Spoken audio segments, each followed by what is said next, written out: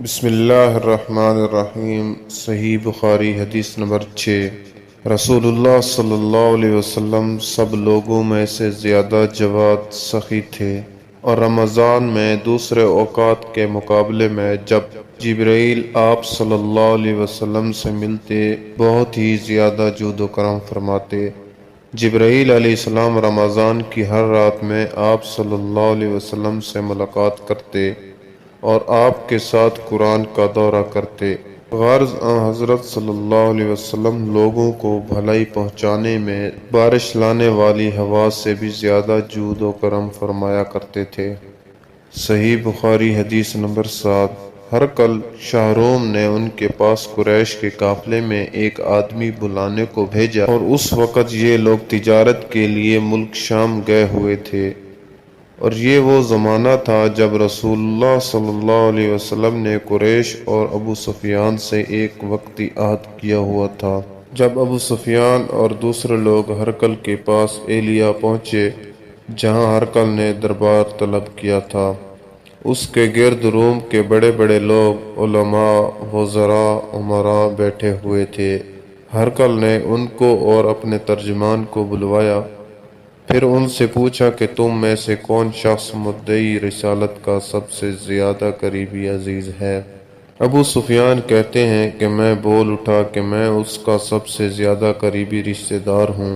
یہ سن کر ہرقل نے حکم دیا کہ اس کو، ابو سفیان کو، میرے قریب لا کر بٹھاؤ، اور اس کے ساتھیوں کو اس کے پیٹھ کے پیچھے بٹھا دو۔ پھر اپنے ترجمان سے کہا کہ ان لوگوں سے کہہ دو کہ میں ابو سفیان سے اس شخص کے، یعنی محمد صلی اللہ علیہ وسلم کے، اگر یہ مجھ سے کسی بات میں جھوٹ بول دے تو تم اس کا جھوٹ ظاہر کر دینا۔ ابو سفیان کا قول ہے، خدا کی قسم اگر مجھے یہ غیرت نہ آتی کہ یہ لوگ مجھ کو جھٹلائیں گے تو میں آپ کی نسبت ضرور غلط گوئی سے کام لیتا۔ خیر، پہلی بات جو ہرقل نے مجھ سے پوچھی وہ یہ کہ اس شخص کا خاندان تم لوگوں میں کیسا ہے؟ میں نے کہا وہ تو بڑے اونچے عالی نسب والے ہیں۔ کہنے لگا اس سے پہلے بھی کسی نے تم لوگوں میں ایسی بات کہی تھی؟ میں نے کہا نہیں۔ کہنے لگا اس سے پہلے بھی کسی نے تم لوگوں میں ایسی بات کہی تھی؟ میں نے کہا نہیں۔ کہنے لگا اچھا، اس کے بڑوں میں کوئی بادشاہ ہوا ہے؟ میں نے کہا نہیں۔ پھر اس نے کہا بڑے لوگوں نے اس کی پیروی اختیار کی ہے یا کمزوروں نے؟ میں نے کہا نہیں، کمزوروں نے۔ پھر کہنے لگا اس کے تابعدار روز بڑھتے جاتے ہیں یا کوئی ساتھی پھر بھی جاتا ہے؟ میں نے کہا نہیں۔ کہنے لگا کیا اپنے اس دعوے نبوت سے پہلے کبھی کسی بھی موقع پر اس نے جھوٹ بولا ہے؟ میں نے کہا نہیں، اور اب بھی اس سے صلح کی ایک مقرر مدت ٹھہری ہوئی ہے، معلوم نہیں وہ اس میں کیا کرنے والا ہے۔ ابو سفیان کہتے ہیں میں اس بات کے سوا اور کوئی جھوٹ اس گفتگو میں شامل نہ کر سکا۔ ہرقل نے کہا کیا تمہاری اس سے کبھی لڑائی بھی ہوتی ہے؟ ہم نے کہا ہاں۔ بولا پھر تمہاری اور اس کی جنگ کا کیا حال ہوتا ہے؟ میں نے کہا لڑائی ڈول کی طرح ہے، کبھی وہ ہم سے میدان جنگ جیت لیتے ہیں اور کبھی ہم ان سے جیت لیتے ہیں۔ ہرقل نے پوچھا وہ تمہیں کس بات کا حکم دیتا ہے؟ میں نے کہا وہ کہتا ہے صرف ایک اللہ ہی کی عبادت کرو اور اس کا کسی کو شریک نہ بناؤ، اور اپنے باپ دادا کی شرک کی باتیں چھوڑ دو، اور ہمیں نماز پڑھنے، سچ بولنے، پرہیزگاری اور صلہ رحمی کا حکم دیتا ہے۔ یہ سب سن کر پھر ہرقل نے اپنے ترجمان سے کہا کہ ابو سفیان سے کہہ دے کہ میں نے تم سے اس کا نسب پوچھا تو تم نے کہا وہ ہم میں عالی نسب ہے، اور پیغمبر اپنی قوم میں عالی نسب ہی بھیجے جایا کرتے ہیں۔ میں نے تم سے پوچھا کہ دعویٰ نبوت کی یہ بات تمہارے اندر اس سے پہلے کسی اور نے بھی کی تھی تو تم نے جواب دیا کہ نہیں۔ تب میں نے اپنے دل میں کہا کہ اگر یہ بات اس سے پہلے کسی نے کہی ہوتی تو میں سمجھتا کہ اس شخص نے بھی اس کی بات کی تقلید کی ہے جو پہلے کہی جا چکی ہے۔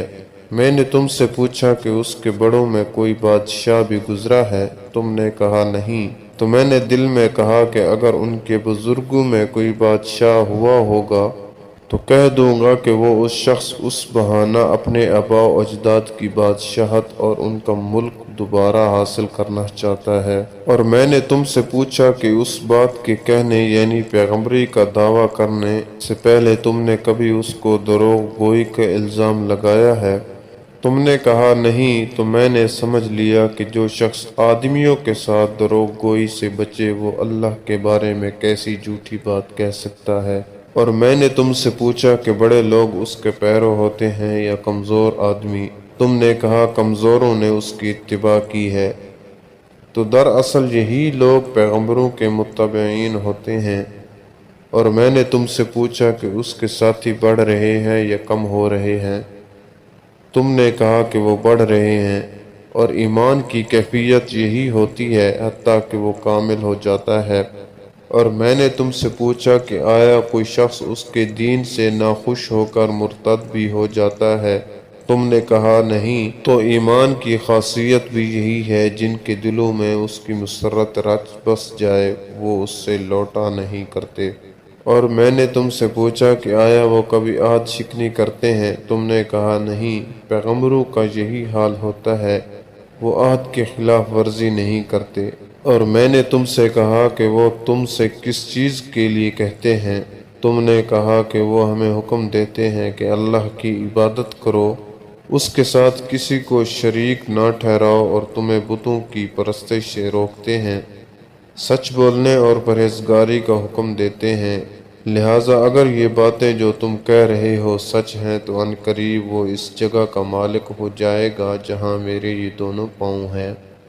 مجھے معلوم تھا کہ وہ پیغمبر آنے والا ہے، مگر مجھے یہ معلوم نہیں تھا کہ وہ تمہارے اندر ہوگا۔ اگر میں جانتا کہ اس تک پہنچ سکوں گا تو اس سے ملنے کے لیے ہر تکلیف گوارا کرتا۔ اگر میں اس کے پاس ہوتا تو اس کے پاؤں دھوتا۔ ہرقل نے رسول اللہ صلی اللہ علیہ وسلم کو وہ خط منگوایا جو آپ نے داہیہ کلبی رضی اللہ عنہ کے ذریعے حاکم بصرہ کے پاس بھیجا تھا، اور اس نے وہ ہرقل کے پاس بھیج دیا تھا۔ پھر اس کو پڑھا اور اس میں لکھا تھا، اللہ کے نام کے ساتھ جو نہایت مہربان اور رحم کرنے والا ہے۔ اللہ کے بندے اور اس کے پیغمبر محمد صلی اللہ علیہ وسلم کی طرف سے یہ خط ہے، شہروم کے لیے۔ اس شخص پر سلام ہو جو ہدایت کی پیروی کرے۔ اور اس کے بعد میں آپ کے سامنے دعوت اسلام پیش کرتا ہوں۔ اگر آپ اسلام لے آئیں گے تو دین و دنیا میں سلامتی نصیب ہوگی، اللہ آپ کو دوہرا ثواب دے گا۔ اور اگر آپ میری دعوت سے روگردانی کریں گے تو آپ کی ریا کا گناہ بھی آپ پر ہی ہوگا۔ اور اے اہل کتاب، ایک ایسی بات پر آ جاؤ جو ہمارے اور تمہارے درمیان یکساں ہے، وہ یہ کہ ہم اللہ کے سوا کسی کی عبادت نہ کریں اور کسی کو اس کا شریک نہ ٹھہرائیں، اور نہ ہم میں سے کوئی کسی کو خدا کے سوا اپنا رب بنائے۔ پھر اگر وہ اہل کتاب اس بات سے منہ پھیر لیں تو مسلمانوں تم ان سے کہہ دو کہ تم مانو یا نہ مانو، ہم تو ایک خدا کی اطاعت گزار ہیں۔ ابو سفیان کہتے ہیں جب ہرقل نے جو کچھ کہنا تھا کہہ دیا اور خط پڑھ کر فارغ ہوا تو اس کے ارد گرد بہت شور و غوغا ہوا، بہت سی آوازیں اٹھیں اور ہمیں باہر نکال دیا گیا۔ تب میں نے اپنے ساتھیوں سے کہا کہ ابو کبشہ کے بیٹے حضرت صلی اللہ علیہ وسلم کا معاملہ تو بہت بڑھ گیا، دیکھو تو اس سے بنی اصفر روم کا بادشاہ بھی ڈرتا ہے۔ مجھے اس وقت سے اس بات کا یقین ہو گیا کہ حضور صلی اللہ علیہ وسلم ان قریب غالب ہو کر رہیں گے، حتیٰ کہ اللہ نے مجھے مسلمان کر دیا۔ راوی کا بیان ہے، ابن ناطور ایلیا کا حاکم ہرقل کا مصاحب اور شام کے نصارہ کا لاٹ پادری بیان کرتا تھا۔ ہرقل جب ایلیا آیا ایک دن صبح کو پریشان اٹھا تو اس کے درباریوں نے دریافت کیا کہ آج ہم آپ کی حالت بدلی ہوئی پاتے ہیں، کیا وجہ ہے؟ ابن ناطور کا بیان ہے کہ ہرقل نجومی تھا، علم نجوم میں وہ پوری مہارت رکھتا تھا۔ اس نے اپنے ہم نشینوں کو بتایا کہ میں نے آج رات ستاروں پر نظر ڈالی تو دیکھا کہ ختنہ کرنے والوں کا بادشاہ ہمارے ملک پر غالب آ گیا ہے۔ بھلا اس زمانے میں کون لوگ ختنہ کرتے تھے؟ انہوں نے کہا کہ یہود کے سوا کوئی ختنہ نہیں کرتا۔ سو ان کی وجہ سے پریشان نہ ہوں، سلطنت کے تمام شہروں میں یہ حکم لکھ بھیجیے کہ وہاں جتنے یہودی ہوں سب قتل کر دیے جائیں۔ وہ لوگ انہی باتوں میں مشغول تھے کہ ہرقل کے پاس ایک آدمی لایا گیا جسے شاہ غسان نے بھیجا تھا۔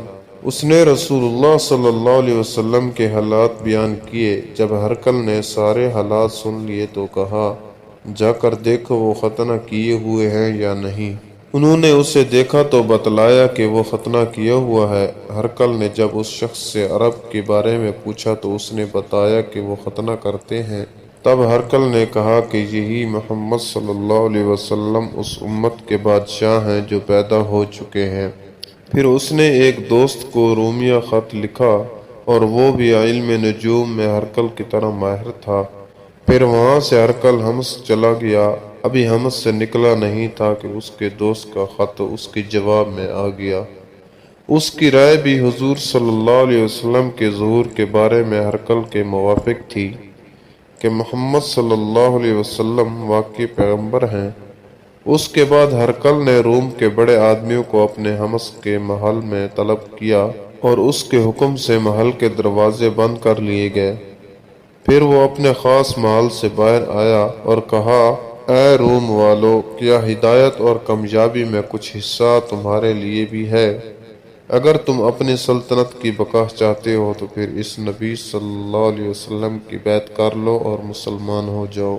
یہ سننا تھا کہ پھر وہ لوگ وحشی گدھوں کی طرح دروازوں کی طرف دوڑے مگر انہیں بند پایا۔ آخر جب ہرقل نے اس بات سے ان کی یہ نفرت دیکھی اور ان کے ایمان لانے سے مایوس ہو گیا تو کہنے لگا کہ ان لوگوں کو میرے پاس لاؤ۔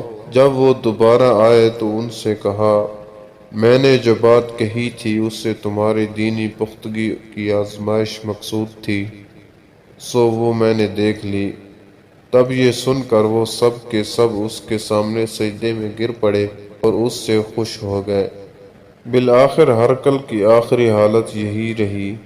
ابو عبداللہ کہتے ہیں کہ اس حدیث کو صالح بن کیسان، یونس اور معمر نے بھی زہری سے روایت کیا ہے۔